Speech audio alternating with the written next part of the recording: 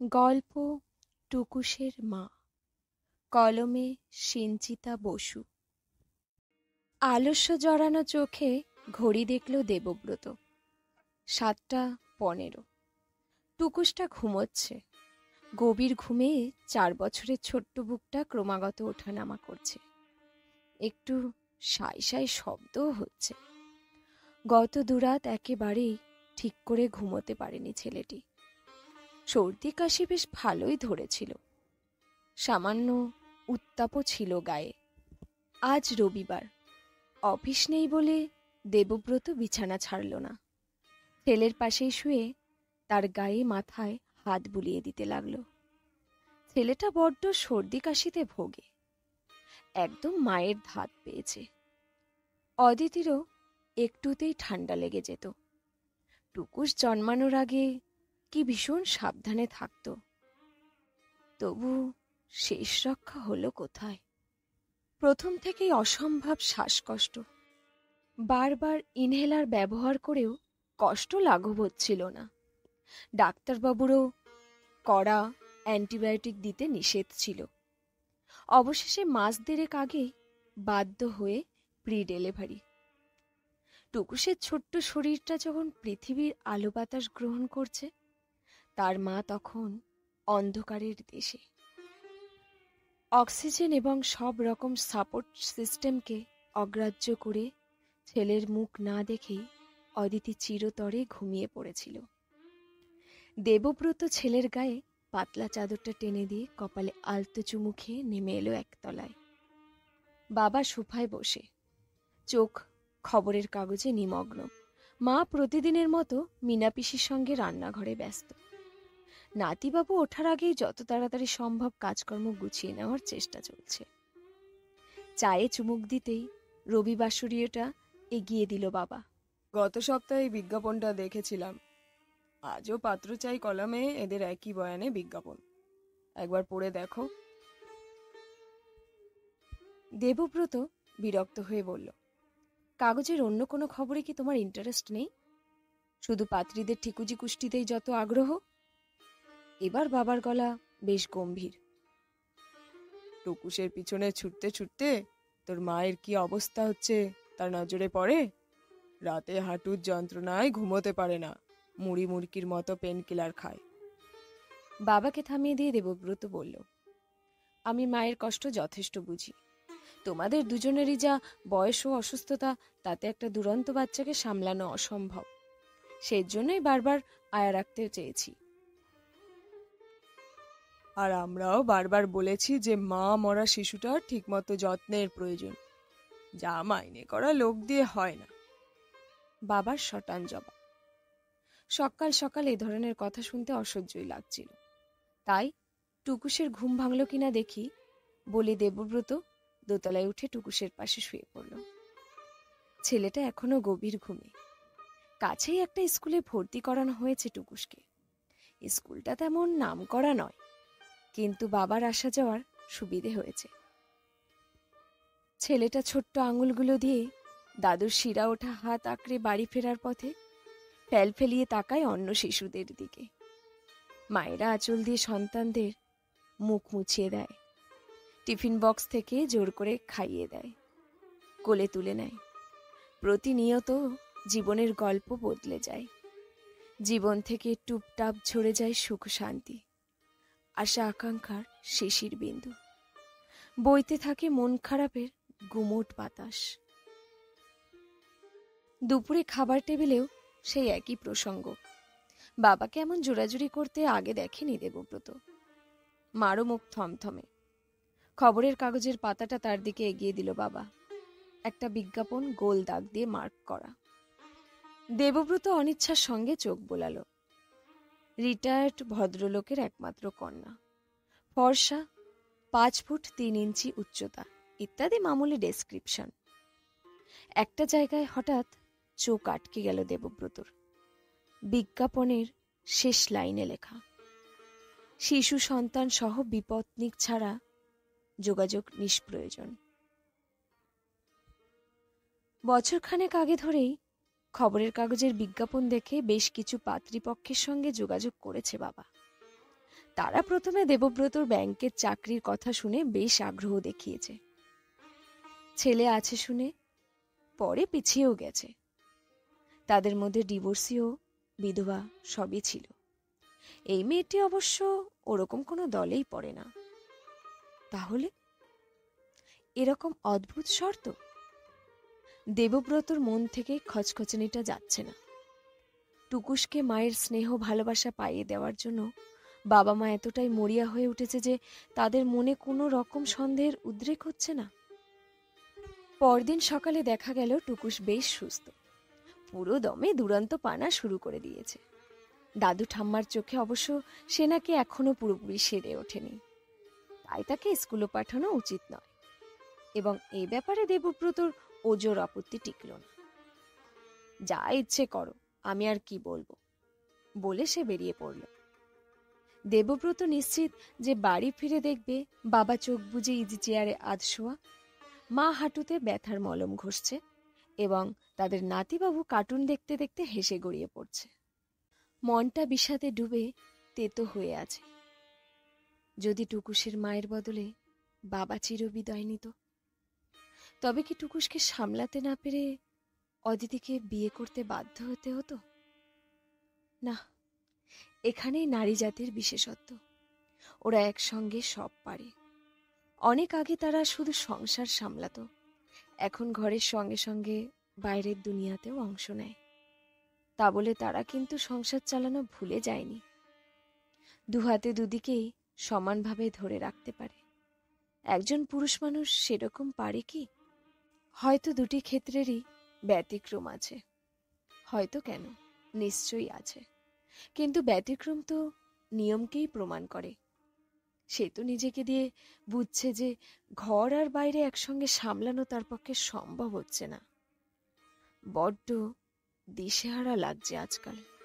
দেবব্রত প্রায় কল্পনা করার চেষ্টা করে অদিতি থাকলে সে কেমন করে টুকুসকে আদর করত, বায়না মেটাত। সে পারে না ভাবনার তরঙ্গ ছড়িয়ে দিতে। কল্পনা হোঁচট খেয়ে থমকে যায়। মনে পড়ে বিয়ের পরে বড়দিনের ছুটিতে তাদের পাহাড়ে যাওয়া। অদিতির সে কি উচ্ছ্বাস!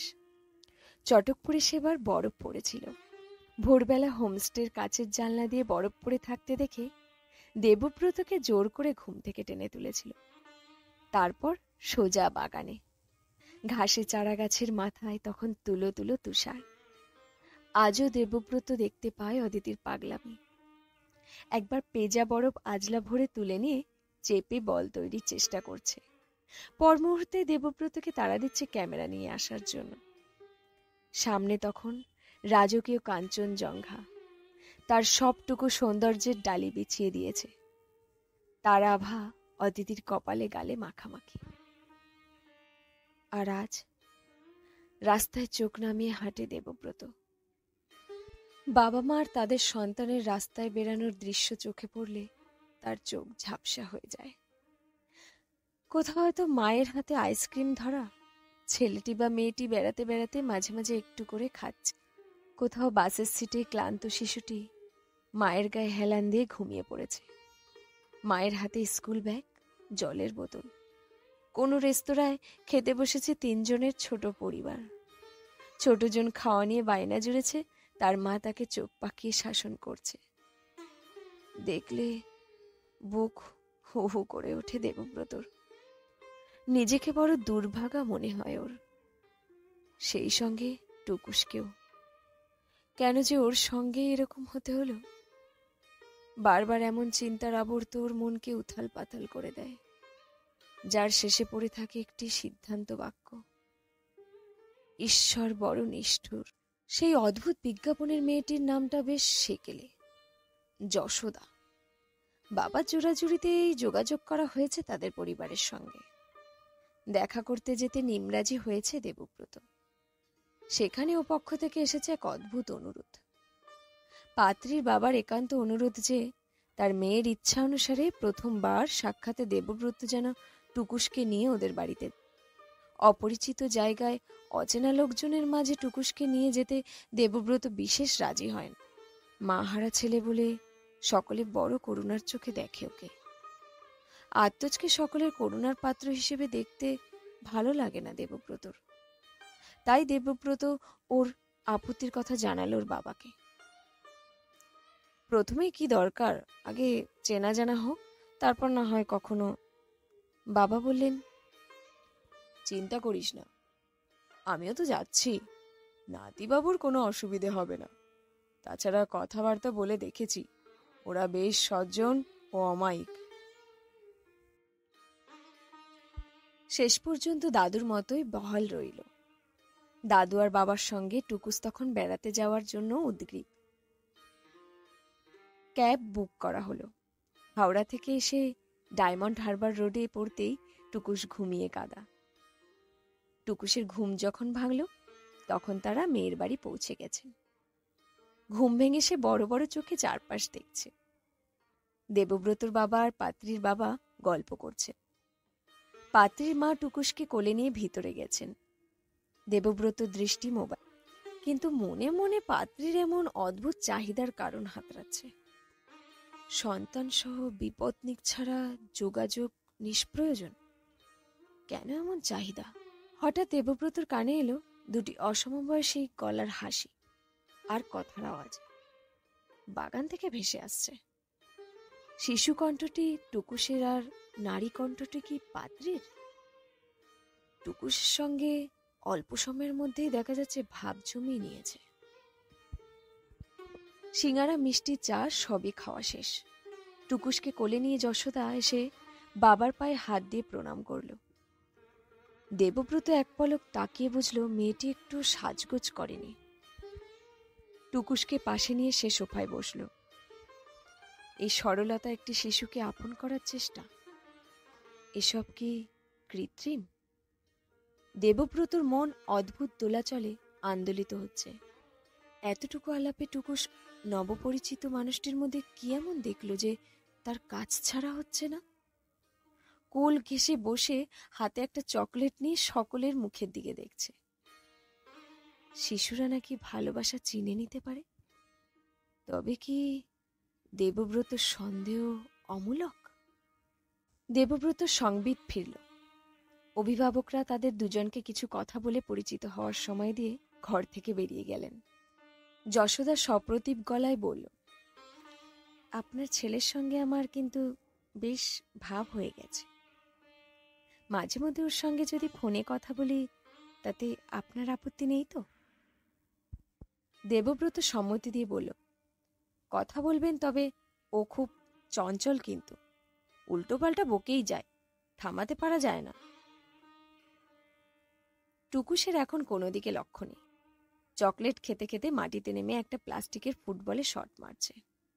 দেওয়ালে ধাক্কা খেয়ে বলটা আবার ওর কাছেই ফিরে আসছে। দেবব্রতর অস্বস্তি হতে লাগলো। কথাবার্তা বেশি দূর এগোনোর আগেই তাকে প্রশ্নটা করতেই হবে। সে গলা খাকারি দিয়ে বলল, একটা প্রশ্ন ছিল, আপনি বিজ্ঞাপনে এমন শর্ত দিয়েছেন কেন? দেবব্রতর মনে হলো যশোদার মুখটা হঠাৎ যেন করুণ হয়ে উঠল। চোখ দুটো ভিজে গেল। আসলে কৌতূহল থেকে জানতে চাইলাম, যদি একান্ত অসুবিধে থাকে তাহলে না হয় থাক। দেবব্রতর গলায় খানিক জড়তা। ঈষৎ ধরা গলায় উত্তর এলো, বাবা কিন্তু আপনার বাবাকে সবকিছু বলেছেন, আপনাকে শুধু জানানো হয়নি। আসলে আমি চেয়েছিলাম আপনাকে সরাসরি সব জানাতে। সত্যিটা জানার পর আপনি কিভাবে সেটা নেবেন তার উপরই বাকি সবকিছু নির্ভর করছে। দেবব্রত কোনো কথা না বলে চোখে প্রশ্ন নিয়ে তাকিয়ে থাকে। একটু থেমে যশোদা বলতে লাগলো, আজ থেকে 3.5 বছর আগে আমার ইউটেরাসে বেশ কিছু সিস্ট ধরা পড়ে। তাছাড়াও ইউটেরাসের মুখ প্রায় বন্ধ করে রেখেছিল দুটো বড় বড় টিউমার। বাবা বেশ কয়েকজন বিশেষজ্ঞের পরামর্শ নিয়েছিলেন। সবারই একমত ইউটেরাসটা বাদ দিতে হবে। তারপর অপারেশন করার সময় ওভারিটাও বাদ গেছে। জানেন, আমি এসব কিছুই জানতাম না, পরে জেনেছি জেনে খুব ভেঙে পড়েছিলাম। আসলে আমি ছোটবেলা থেকে খুব বাচ্চা ভালোবাসি। মনে মনে ভাবতাম বিয়ে করেই খুব তাড়াতাড়ি মা হয়ে যাব। এখনকার যুগে এমন স্বপ্ন মনে হয় খুব একটা কেউ দেখে না। বেশিরভাগ মেয়ে খুব কেরিয়ার সচেতন। আমি সেখানে শুধু একজন ভালো মা হতে চাইতাম। আমার বছরের পর বছর ধরে গড়ে তোলা সেই স্বপ্নের ইমারত ধূলিসাৎ হয়ে গেল।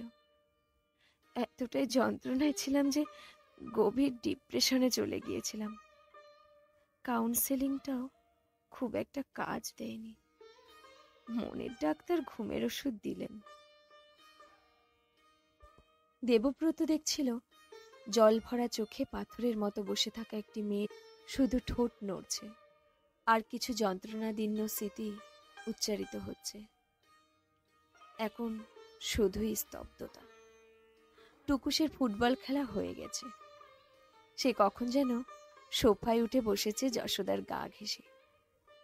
বড় বড় চোখে যশোদার মুখের দিকে তাকিয়ে তার কষ্টের কারণ বোঝার চেষ্টা করছে, আর নিঃশব্দে চকলেট মাখা আঙুল যশোদার শাড়ির আঁচলে মুছে চলেছে।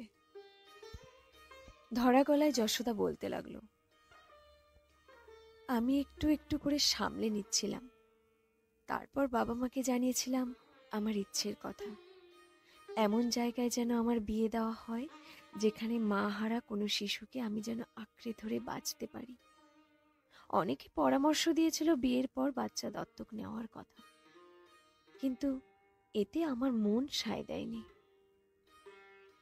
কেন? দেবব্রত জানতে চাইল। দত্তক নেওয়া নিঃসন্দেহে মহৎ কাজ, কিন্তু ভেবে দেখুন, আমি তো কখনো কোনো সত্য গোপন করতে পারবো না। আর আমার সন্তান ধারণে অক্ষমতার কথা জেনে কেই বা বিয়ে করতে চাইবে? এমন তো অনেক শিশু থাকে যাদের শুধু মায়ের কোল ছাড়া সব আছে। তেমন কাউকে আঁকড়ে ধরে প্রাণ ঢেলে ভালোবাসতে চেয়েছিলাম। টুকরো হয়ে যাওয়া স্বপ্নকে সত্যি করতে চেয়েছিলাম। জানালা দিয়ে এক চিলতে মিঠে আলো এসে যশোদার মুখে পড়েছে। কোণে দেখা আলো। টুকুস খেলতে খেলতে ক্লান্ত হয়ে সোফায় বসে ঢুলছে।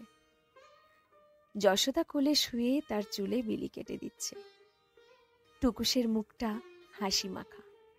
মায়ের মুখে শুনেছে একে নাকি দিয়ালা বলে। ও কি ভালো কোনো স্বপ্ন দেখছে? আর দেবব্রত দেখছে টুকুসের চুলে যেন একটা ময়ূরের পালক। ওকে ঠিক একটা ছোট্ট গোপালের মতো লাগছে। সেই ছোট্ট রাখাল রাজাকে যশোদা মা ঘুম পাড়াচ্ছে। একটু পরে ঘুম ভেঙে দুষ্টুমি করে যশোদা মাকে নাজেহাল করবে আর খিলখিল করে হাসবে।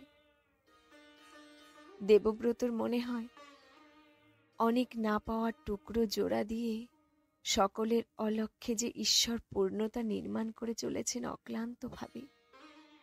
তিনি সবসময় নিষ্ঠুর নন। কখনো কখনো তার দয়ার আলো অনেক অন্ধকার মুছিয়ে দেয়।